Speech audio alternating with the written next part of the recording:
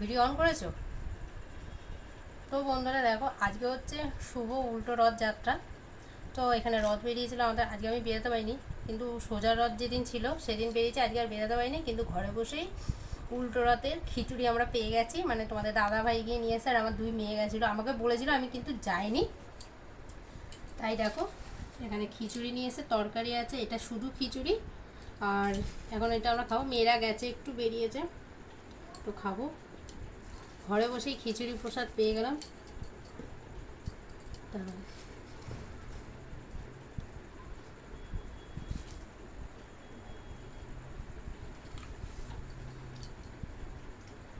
খেতে কিন্তু দারুণ হয়েছিল। একই খিচুড়ি, ঠাকুরের প্রসাদের মানেই কিন্তু খেতে মানে খুব সুন্দর, হেভি স্বাদ হচ্ছে। চলো খেয়ে নি। আর এই প্রসাদ আনতে গিয়ে আমার বড় মেয়ের হাতে গরম ফুটন্ত খিচুড়ি ছিল, হাতে পড়ে গেছে। ওর হাতে একটু ওষুধ লাগিয়ে দিয়েছি, এখন একটু ঠিক হয়েছে।